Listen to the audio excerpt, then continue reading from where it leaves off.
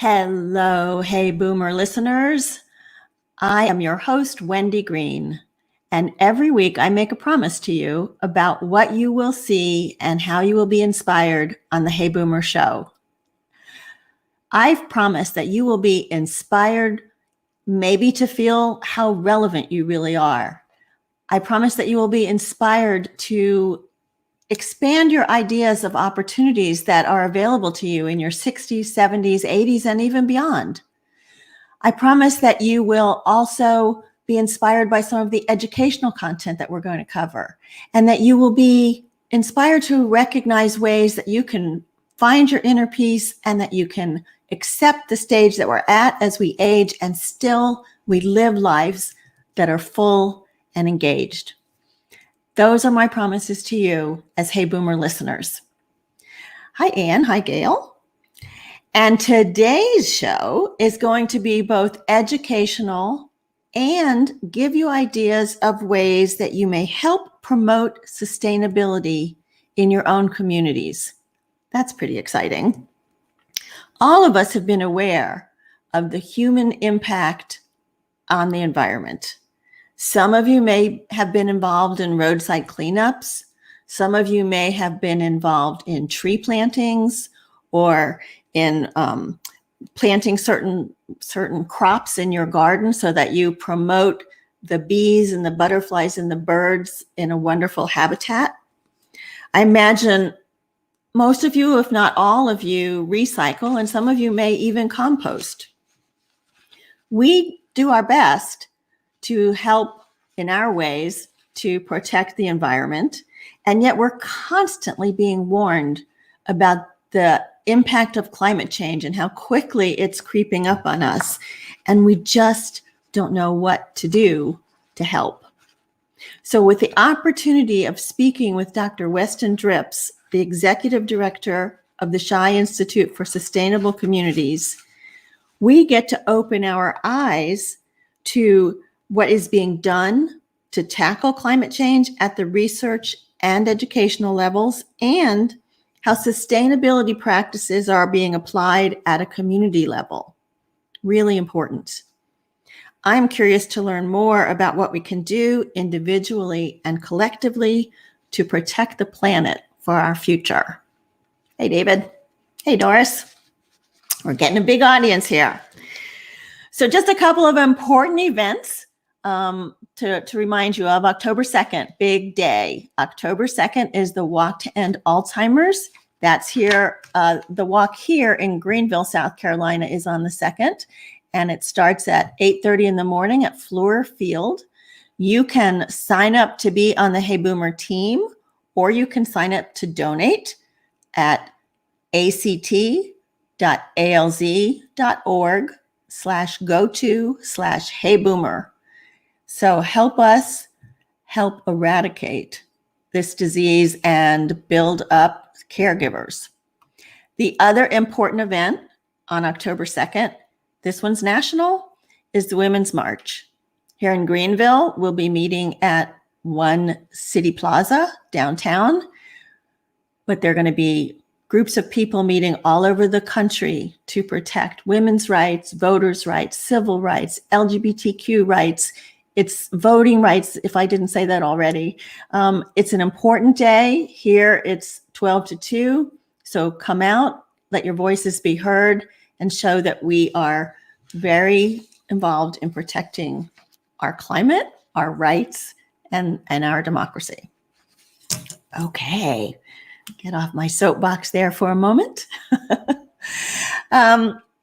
If you think that you have friends that would benefit from this conversation today, they're really interested in the environment and climate change and things like that, tag them. Let them know about this. If they can't watch live, they can always catch the rerun, the recording, or they can listen to us on the podcast channels. Those will all be available by tomorrow afternoon, but the recording will be there almost immediately after we finish the show today. All right. Hey, Kathy. So I'm going to bring on Wes. Hi. Hey, Wendy. So glad to be here and joining all your listeners. Greetings to everyone near and far across the Southeast and around the country from Furman University here in Greenville, South Carolina. Yay, glad to have you here. So I'm going to do a brief introduction of Wes. So Wes is the executive director of the Shi Institute for Sustainable Communities. It's a big name. And the professor of Earth, Environmental, and Sustainability Sciences at Furman University, as he mentioned. Thanks, Laura. He has helped lead the university's ongoing sustainability efforts and teaches classes in water resources, sustainability science, and environmental science. At Furman, Dr. Dripps is known as a very enthusiastic and engaging teacher, a campus and community sustainability advocate, and a sustainability science researcher. He grew up in suburban Philadelphia and went on to study geosciences at Amherst College, Dartmouth College, and the University of Wisconsin at Madison. And in between degrees, he worked as an exploration geologist in the oil, gas, and water sector, an environmental consultant, a hydrogeologist, and a high school teacher and outdoor educator in the Swiss Alps. Whoa, that sounds like fun. I miss those days, I won't lie. I bet. Wes came to Furman in 2005. Before that, he was a researcher at MIT in the Department of Environmental and Civil Engineering and an assistant professor at the University of Massachusetts in Boston. And we are so lucky to have you here in the South where we don't get that kind of snow that Boston and Wisconsin got. Yeah, I would say the climate's a little bit different. I won't complain. Yeah, it's been beautiful. So I had the opportunity to come meet you at the campus and take the tour and was blown away and have brought a couple of people back there and did my best to do my little tour. But I wonder if you would be willing to take us on a little tour while you explain the history and the mission of the Shi Institute. Yeah, no, I will definitely do that. So I'm going to switch over here. I have the luxury of having a virtual tour available. So we're good? We're good. Let's go. All right. So I'm going to zoom you in here. Give me 1 second. It's going to kind of zoom into the building and it's going to bring you out to the front porch. So, so pretty. Yeah, I'll zoom out here so you can see the view from my office here, which is, I can't complain. Yeah, so let me say just a few things. First of all, yeah, people always get a chuckle out. You mentioned that I was a hydrogeologist by training, and you may have noticed my last name is Dripps. So being a guy with the last name of Dripps and doing water resources gets a laugh out of many people. I'm sure it does. I like to say it was destiny, no matter what they say. Yeah, so like I said, you know, I really enjoyed having you come out to visit the Shi Institute. For those listeners that are on the call, let me just give you a little bit of a backdrop in case you don't know Furman. We're a 4-year private liberal arts institution located about 6-7 miles outside of Greenville, South Carolina. One of the prettiest campuses in the United States. It is absolutely spectacular. Before I get caught up, and I will tell you, we, although a private institution, are very public facing. So you're welcome to come out and take a walk around the Institute, which you'll get a little snapshot here today, but also we have a lake you can walk around. You can walk around the grounds. So that is an open invite for you to come. And if you want to actually take a tour of the facility, the Institute's open from 8:30 to 5, Monday through Friday. And Wendy will provide my contact info at the end via our website that you can reach out to me if you want to take a tour. It's definitely one of my favorite places to walk around at Furman. Yeah, so you're looking off the front porch. We have a traditional kind of classic Southern garden off the front that has a koi pond there. And I'm going to zoom back around now and take you and tell you a little bit of the history of the building itself. So to take you back a couple decades, Furman has always had a longstanding commitment to sustainability. And our 10th president was a guy named David Shi, who was really looking to kind of make it one of our kind of strategic priorities here at Furman. And we were one of the early adopters across the South and Southeast. I think we were thinking about sustainability before many other folks were. And there were a whole slew of initiatives that came out of his presidency. One of them was an actual degree program. So you can come to Furman and major in sustainability science. But what I'm going to highlight today is this building that is absolutely gorgeous. It's the prettiest building, I think, on campus. I may be a little bit biased. But David partnered with Southern Living Magazine to do every year Southern Living Magazine does a showcase home somewhere across the United States, across the Southeast. And they had never done a green design home. So I'll give you a little aerial tour across here.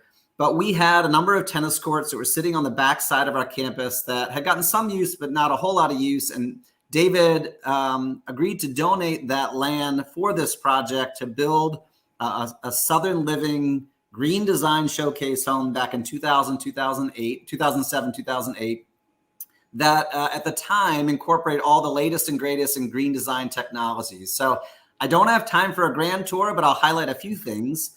You notice that the roof line actually overhangs much further than most roof lines on probably your house at home.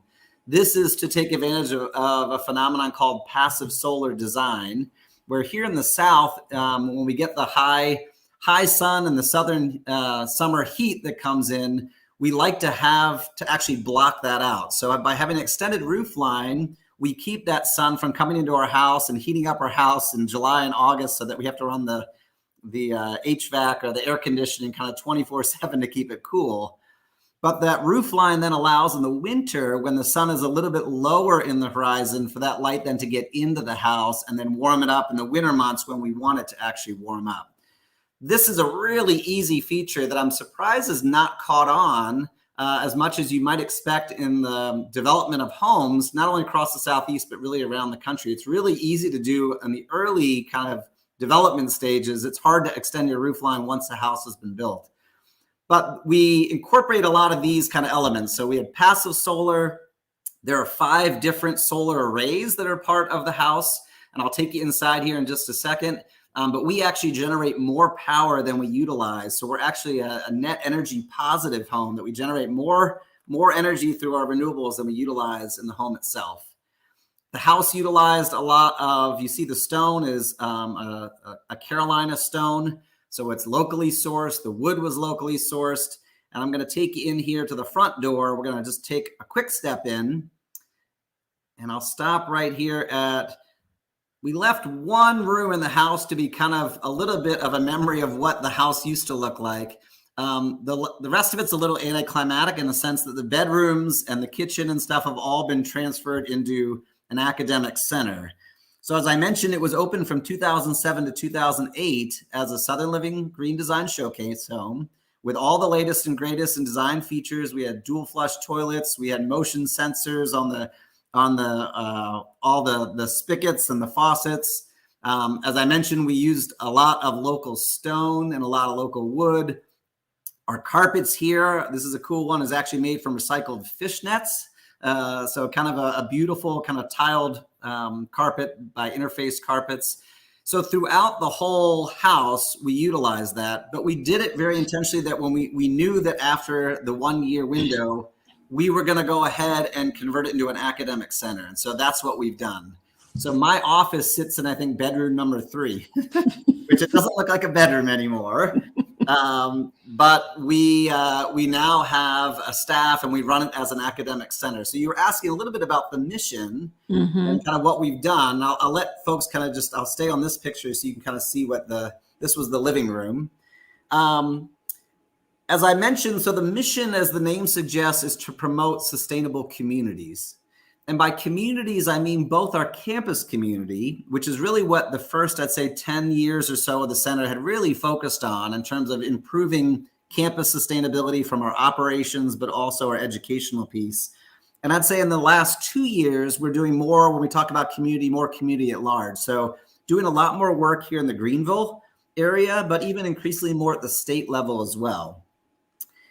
There are 3 elements kind of to sustainability that I'll highlight more in a second, but I do want to say that we not only think about the environmental side, which you alluded to, Wendy, in the beginning about climate change and things of a sort, but we're also doing a lot in terms of social justice and social equity, which is an important part of sustainability.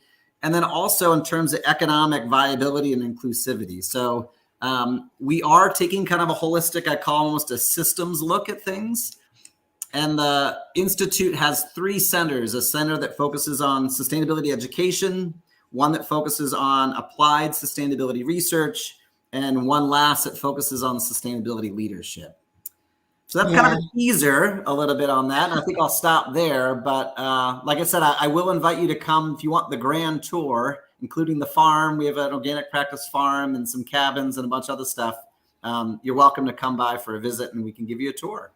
Yeah, a fabulous organic farm, a place where kids can stay when they're in some kind of research facility with you, right? They stay in those houses. Those houses actually are part of our housing pool. So that's an intentional living community for second-year students or sophomores with a focus on sustainable lifestyle choices. Which okay, cool. All right. So they aspire to be more intentional in their individual lifestyles.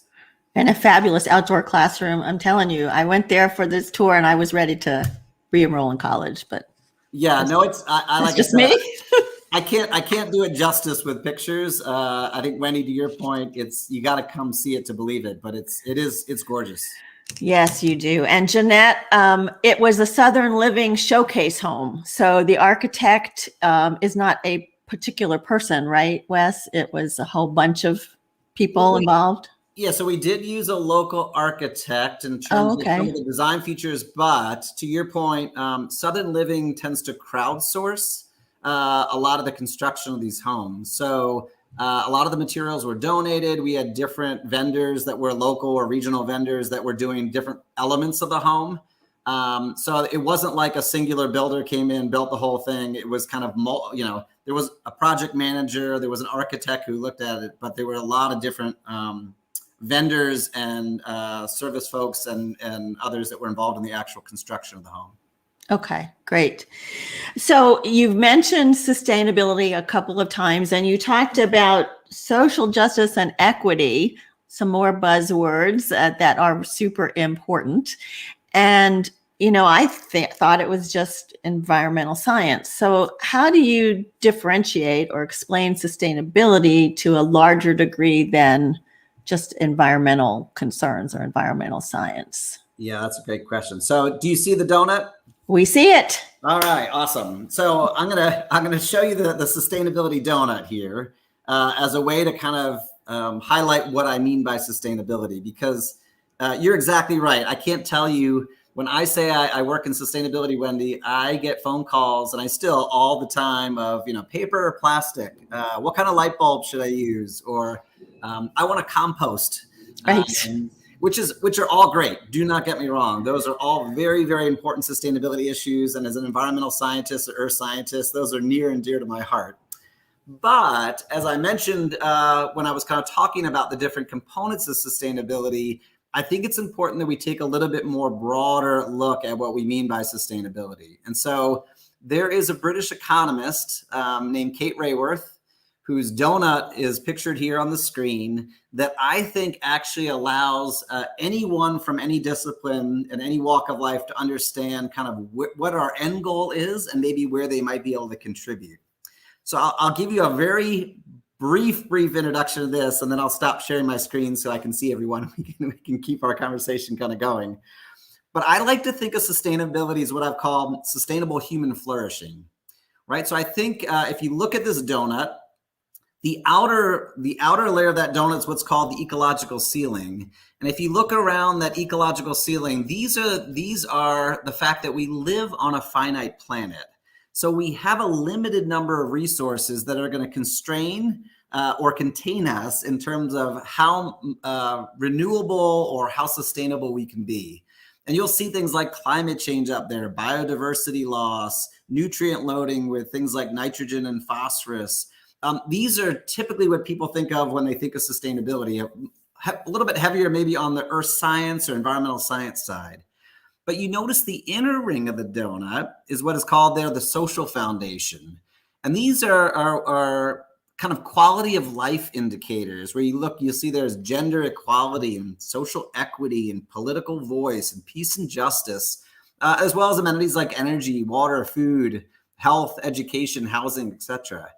And so if you think of what our goal in sustainability science is, is, look, we want to afford people a good quality of life. It's not about, I think some people think sustainability is like going back to living in thatch huts and eating twigs and berries and all that stuff. And I don't see obviously that happening. And so what we want to do is be able to lift up the world's people to give them a good quality of life. Maybe not a Western quality of life, because that would be really hard with the resource constraints, but we are failing miserably on every single one of those pieces of the pie in the intersocial foundation when you look at the world's people.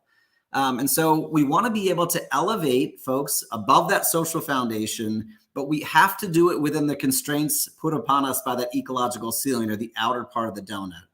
So we're aiming for that, what's labeled there, that safe and just space for humanity, that regenerative and distributive economy. That's like the yummy part of the donut. We don't want to be stuck in the hole in the middle, and we don't want to be outside the external. We want to be right there in the middle. And that's a real challenge, right? I mean, it realizes that there are environmental constraints, but there are these social components that we want to meet, and we want to be able to marry those kind of together. So I'll stop sharing there. Oh, wow. Come back. But yeah, I'm taking so many notes because it's like, I want to come to your classes. Yeah, so that is a real challenge to recognize the limitations that we have on the resources, and yet to look globally is what you're talking about there, to be able to provide a quality of life across the planet that will sustain life and food and commerce and all of that. yeah, I mean, and again, I'd say, globally it really is apparent, but I would say even locally. I mean, if you look at, we are not succeeding on a lot of those inner parts of that donut, even right here in Greenville. We have issues of food insecurity, right? We have some inequity issues that really need to be addressed. So I want to be careful and make sure to say, I think of it in a global context, because that's the end goal, is about, we want all humans to flourish.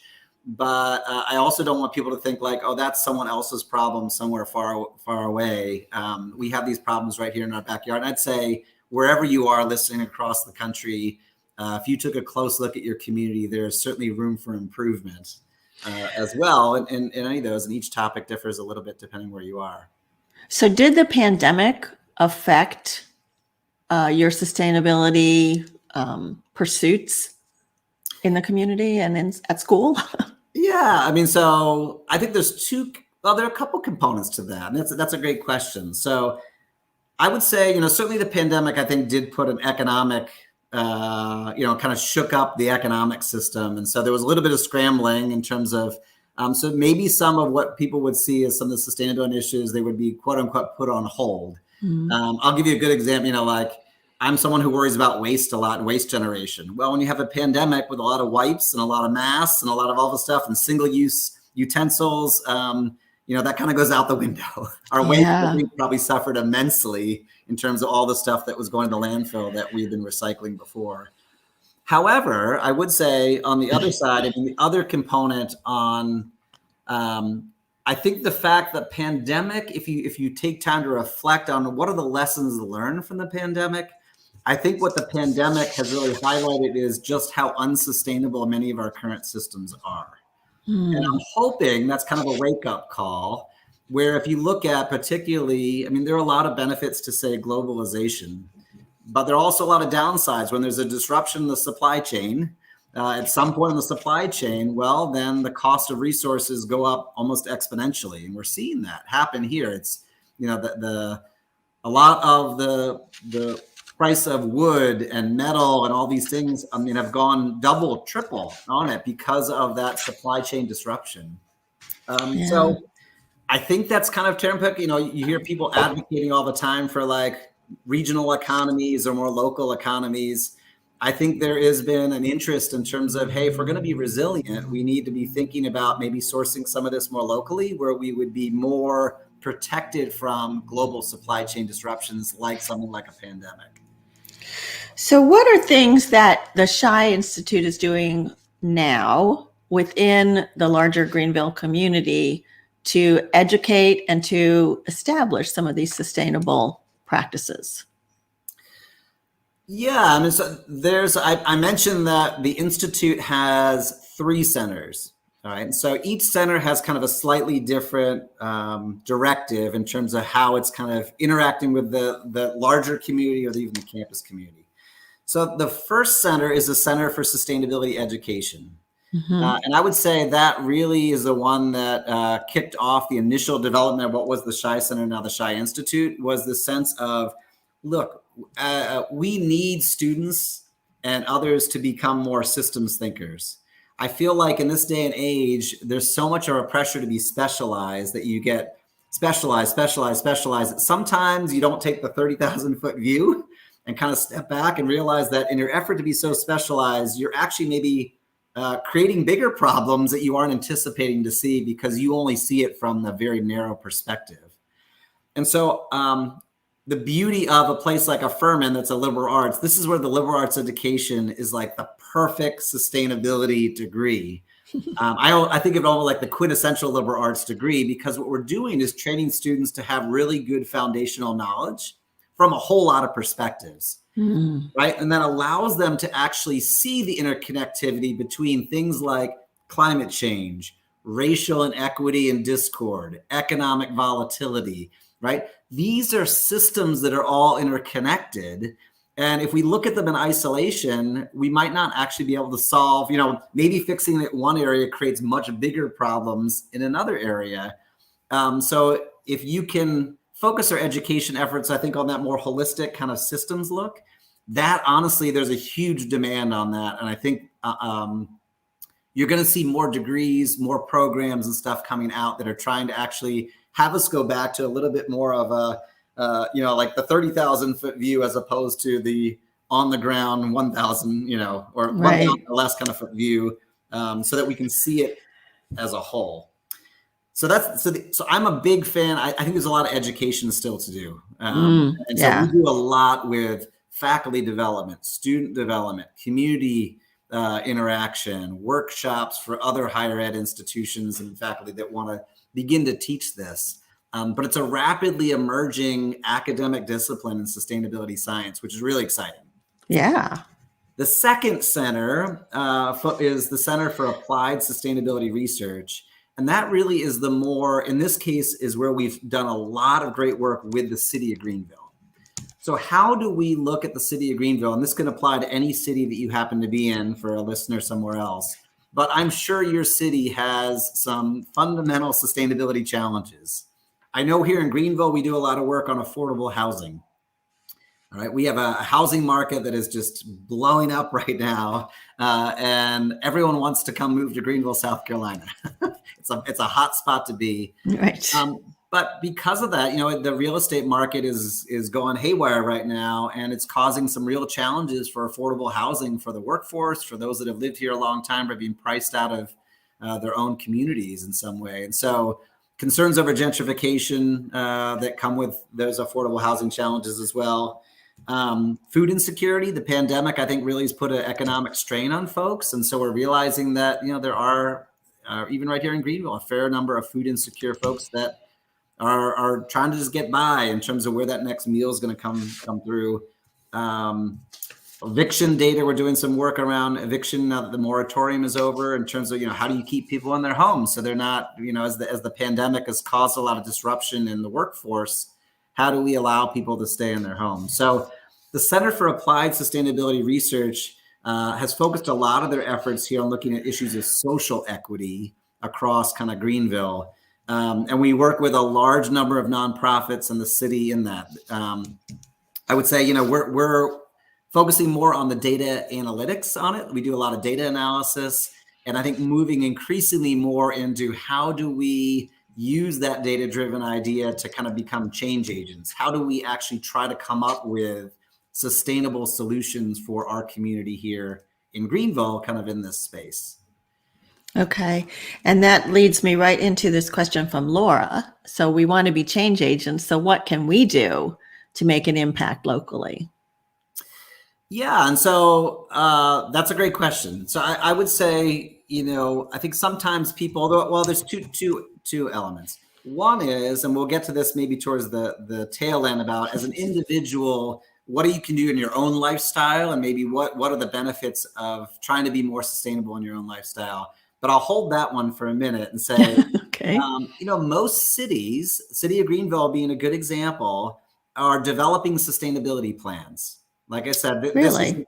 this is an area that pretty much every major city across the United States has now a sustainability coordinator actually on their payroll, whose job it is to help look for ways to improve the sustainability of that city or that community.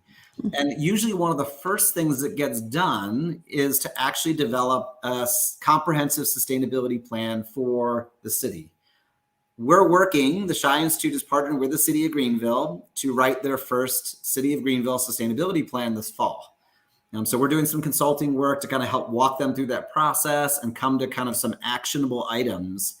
And I mentioned that in a sense that whenever you have a city that's doing these, they have public meetings, they have public input, they have open houses where you can come as a citizen and share your thoughts. And in fact, as someone who's consulting on that, I would say we value that input more than I think homeowners and city folks really know. I mean, we want this to be a plan that is inspirational and gets the enthusiasm, the excitement of the residents that live kind of in the surrounding area. So I'd say that's one. I'd say, take a look at it. And if you have a climate action plan, if you have a sustainability plan already in place, there's an implementation committee that now has to implement all those things. And you can find your particular topic of interest and help have your voice be heard. On the other piece, I'd say, as you might imagine, there are a large number of nonprofits that are doing great work, particularly around like community activist groups that always are in need of volunteers, whether that's, as you mentioned, Wendy, like whether that's river cleanups around the local area, whether sometimes they're holding rallies, down on a particular issue, whether it's climate change or something else. But I know, for instance, in here, we work a lot. There are a number of organizations working around climate change. So there's a Climate Reality Project group. There's a Citizens Climate Lobby group. There's a Sierra Club group. I think if you are interested in the more activist side and wanting to kind of participate, most of those organizations they're open to membership. You could join. They probably meet once a week, if not more, once a month, if not more regularly. But it's a great way to network and I think realize that you have interests and there are other people in your community that have very similar ones. But those are just some of the few. So depending how active you want to be, or write an op-ed. I laugh about that, but I've got a lot of retirees that have a little more time on their hand that are passionate about something. You'd be amazed at how, get something in the local newspaper that highlights something that you're passionate about in this space. That would get a lot of attention. Yeah. So I went to one of the climate action groups rallies once, and I get emails for them all the time. So they're always doing stuff. Do you ever consider teaching a class about this at like OLLI or the Lifelong Learning Institute? So for those that don't know, so we have a lifelong learning program here at Furman that is extremely active. So if you're here in the Greenville area and you aren't aware of OLLI, definitely look it up. I think they now have more students in their OLLI program than we have undergraduate students here at Furman. No way. Yeah. I think they have upwards of 2,500 or 2,600 students in the OLLI program. Yes. So we work very closely with them. We regularly offer classes. We offered a class on the sustainability donut, a whole 8-part course just last fall that looked at different elements of the donut and sustainability. I'm always doing lunch and learns and things like that for them. So keep your eye on that. And if you want to reach out to me, I can certainly add you to our newsletter that would tip you off as to when those opportunities are. So that's, we work very closely with them, and that's another great way to get involved. So tell me about other sustainability centers or institutes around the country in academic settings. I guess most of them are. Do you have conferences? Do you collaborate with them? Yeah. So there is an organization in higher ed called ASHE, the Association for the Advancement of Sustainability in Higher Education. It is a national organization. It's actually really an international organization because they're open to universities and colleges around the world. They have an annual conference that is in October. I'm actually speaking at it in about a week. Oh some of the boy. work that we've been doing. I'm actually on their advisory board too, so I do a lot kind of with that group. But yeah, they are the leader in the higher ed space about sharing best practices around sustainability education, sustainability curriculum, sustainability initiatives on college and university campuses. I would say the thing that's really cool about sustainability, particularly in higher ed, is some faculty, I can say this because I'm a faculty member, get very, very protective of their research. And I wouldn't say it's necessarily always the most collaborative. Like they're like, oh no, that's my research. And, they take great ownership and kind of protection of that. In sustainability, I've been so impressed about how collaborative folks are. So if I do something that's really interesting at Furman, I am more than willing to share with another institution that wants to replicate it or do something different. So it's a very tight-knit community sharing collegial kind of environment that makes it so much fun to work in, because again, everyone, it's kind of, we're all in this together, so it's your success at Furman or another institution is, it's mutually beneficial, that we have to kind of all work together to kind of do that. And so I love that about it. I probably take a call a week from another institution that saw a program that we do that wants to launch something similar, and says, can you share some resources? Can you share some best practices? Can you share your lessons learned? And I'm always quick to do that because I've benefited from others doing the same to me. But to get to your question then about, so yes, I would say pretty much every university nowadays has some kind of a sustainability initiative. It might be a single individual that's working in their facilities team around the operations side, but increasingly more, there's a sustainability coordinator that helps on the education side. Some programs are really big. I mean, Furman actually has one of the bigger programs, I'd say, for a small liberal arts institution, because we have that building that I was showing you that we can have. I love that. Having a physical space is so nice. Mm-hmm. But there are other universities that have research divisions that are focused on kind of sustainable solutions. So it is, I say it's surprisingly more common and prolific than I think most people realize. And then I think there are other efforts. There are organizations that are working across higher ed. There's a great movement called the Drawdown Movement that you can look at, that looks at solutions to climate change. And I know that they work very closely with a lot of research institutions and higher ed institutions about trying to move the needle on implementing some of these proposed climate change solutions. I know the UN does a lot of work with the Sustainable Development Goals. So that's another area that there's a lot of collaboration in terms of trying to have higher ed, move the needle on some of those efforts as well. So let me ask you, Wes. I mean, it's finally kind of coming together that there's so much more to sustainability than just the environment. There's so many social justice pieces to it, and I mean, it is so interconnected. What's a win that you feel like you've had in the time that you've been at the Shi Institute to kind of merge all of that together? Yeah, no, that's a great question. So I think one of our flagship programs, so we have a student fellowship program that I'm very, very proud about. We fund about 30 students a year to work on a combination of campus and community sustainability efforts. I won't focus on the campus side because I think that to your point in terms of that win is our summer fellowships partner with local organizations across Greenville to help provide them a student with some background and expertise and kind of sustainable thinking to help that organization kind of move the needle within their own organization around a sustainability effort. And what I like about it is, they don't really necessarily have the bandwidth of the training internally and they can't afford to hire a new staff, but we can provide them a student for 10 weeks for the summer, working 40 hours a week in that organization on a particular sustainability challenge or effort that is specific to that community organization or community partner. We've run it for about 10 years now. And so it's great. I mean, so it's really developed these, I'd say, long-standing, almost now like, I would say indefinitely, almost like a lifetime partnership where it's benefiting the students because they're getting some real world kind of practical experience. It's benefiting the NGO or the community organization because it's helping actually do real projects that are moving the needle. So it's one of those like perfect kind of win-win situations, which we always look for. Yeah, I love that. The second one I'll mention just came to me, which is a community-facing program. So we have a free low-income home weatherization program called the Community Conservation Corps. That is a partnership between our local utility, Piedmont Natural Gas, Habitat for Humanity, and the Shi Institute. And again, this is like a win-win-win across the board. In a sense, what we do is we manage the program. We work with homeowners across the Greenville area that need some home improvements around weatherizing their homes.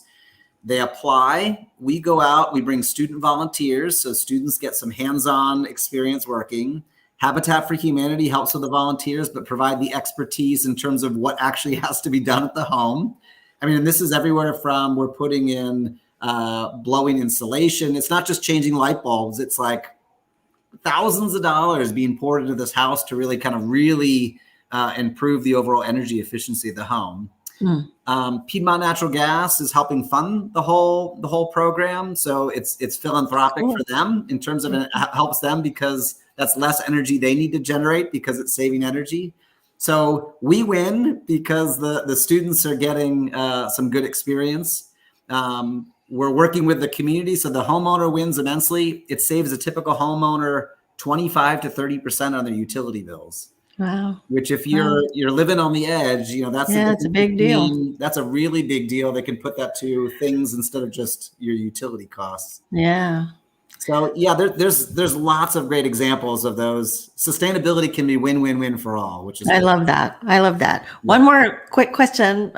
Jan says, what is your opinion of electric cars considering battery disposal? Yeah. Oh. So electric cars are an interesting one, and I'd say I do see electrification coming. I mean, the fossil fuel era will have to come to a close at some point. As a geologist, I can say that because the rate at which it generates is on geologic timescales, and at some point, whether it's 10 years, 20 years, 30 years, we will exhaust that supply. So I do see a move to more renewables, and in the case of automobiles. You have to electrify if you're going to then take advantage of solar, for instance, or wind power or some of the other renewables out there. The challenge right now here in the South is, you're only as good as the source of your electricity. So I think a lot of people get an electric vehicle and they're like, yes, I got an electric vehicle. Well, if the source of electricity is coal, right? I mean, you can see that the issue is, yes, it's maybe better than a traditional fossil fuel burning car, but you're only as good as your grid. And so with that electrification has to come renewable energy sources to run the electricity to make it actually fully sustainable. And the battery is tricky. So battery technology is coming along at a rapid speed. I think we're going to see continued improvements in that. But you're right? No energy source is not free of concerns. And there are a lot of elements that go into a battery that have to be mined on the front end, but then also have to be properly disposed in the back end. So, again, that's that kind of sustainable thinking. It's like we got to think holistically and not get caught up as to, it's as simple as just kind of, getting an electric vehicle. Well, there's a lot that goes into an electric vehicle that we need to be thinking about as well. I do think that's where we're headed. But I will say that it's going to have some growing pains that we need to think about the impact that will require as well. So very interesting. I hadn't thought about this source of the energy. So that is interesting. So I want to close with a question that I always ask my guests. And the Hey Boomer audience is interested in ways that we can continue to live fully engaged lives, find their passion or their cause. And so I'm wondering if there are 2 or 3 takeaways that you would like to leave for our audience today. Yeah, and sustainability is one of those funny things in a sense. It can be very personal, but again, it's hard not to watch the news and see the global impact. So what I don't want you to do is leave with despair, because that, like, I feel that as a sustainability scientist, I'm an eternal optimist. I'm a realist, so I can't like turn a blind eye, but I want to leave you definitely with hope. It's easy to kind of say I'm 1 in 8 billion almost now people in the world. Like, really, why does it matter what I do? I've seen even students kind of fall into that trap of like, it just doesn't matter. Like, there's nothing that I can do as an individual. I'd push back on that and say 2 things. One, maybe at the global scale that seems overwhelming, but as I mentioned, at the local scale, it matters. It definitely matters, whether that's in that public participatory end in terms of helping drive that sustainability plan, whether it's being part of some of these NGOs that are out there that are doing great work kind of in this space. I'd encourage you to go get involved, right? Go out there. Wendy, as you kind of mentioned, these organizations exist. They're always looking for new members. And I'd say, take that leap of faith, go to one of the meetings, see what they're about, find the one that fits your passion. And it might not be climate change. It could be like community gardening or something like that, right? There's a lot of opportunity for you to kind of get involved. The second, and then this is where I do think the scalability is, I do think there's a lot of, if you look at your individual lifestyle, I would say if everyone made small changes to their lifestyle, imagine the scalability of that in terms of the overall global impact. It does make a difference. I know that's hard to see sometimes when you're like, I'm just doing my part. But again, if you want to change a culture or create a new norm, it takes that groundswell of a lot of people doing those things to allow that change to actually happen. So I would say don't be discouraged by that. And if it means like focusing on yourself and saying, I'm going to eat better, and I'm going to look at the impact of my purchasing or things of that, there's a lot to be said in terms of that as a good goal for yourself, in a sense that not only is it good for the planet, but so many of these things are good for you, right? Whether that's your health or saving you money or these other things, like the sustainability choices are a win-win-win. They're good on the social side. They're often good on the economic side, particularly in the long haul, and they're good for the environment. And so don't be discouraged by all the doom and gloom that's out there, because it's easy. As an environmental scientist who teaches the data, I don't want to be Dr. Doom. I don't want to be like, the world's coming to an end. We got to do it. I want to be a realist and say we have a lot of work to do. I'm not going to I'm not going to kind of fluff it up and make, say turn a blind eye. But I think if we can kind of do that at a personal level and then push, the bigger entities, the industry, our governments and others to do that, it's going to take a groundswell if we're going to move to a more sustainable model. I do matter. I mean, I'd say don't fall into that. Like, it doesn't matter. It doesn't matter what I do. That's just wrong. It absolutely does matter. And I love that you said this a couple of times. It's a win-win-win. There's not too many things that we can be involved in where you can find a win-win-win. So I think that's amazing and exciting. No, it is exciting. And again, I think if done right, sustainability should be a win for all. That is the goal. That is going to get us there in that safe and just space for humanity in the donut. That is the win-win. Awesome. And it's going to be hard to get to. I'm not saying it's going to be easy. Otherwise, we would have done it a while ago. But that should be the inspiration in terms of where we're headed. Yeah. So I have your contact information up on the screen, and I'm going to leave it there for a minute while I tell you about who our guest is for next week. Excellent. His name is Jim Lauderdale, and Jim is a 2-time Grammy Award winning singer-songwriter. He just released his 34th album called Hope. This album was written during the COVID lockdown, and it's a musical tribute to the attitude of overcoming hard times in a spirit of inspirational healing. Hopeful that he'll be able to play some music for us. I have heard many of the songs on the album. They really are great. Jim is country, rock, bluegrass. He's just kind of, brings it all together. So join us next week for that. That's going to be fun. I thank you all for tuning in today. And I know that you lead busy lives. This is a very important discussion. Thank you, Wes, for being with us today, and help grow the audience. Share this out. I appreciate all the comments that have come through and the questions that came through from the audience. And remember, you are never too old to set another goal or dream a new dream. My name is Wendy Green, and this has been Hey Boomer.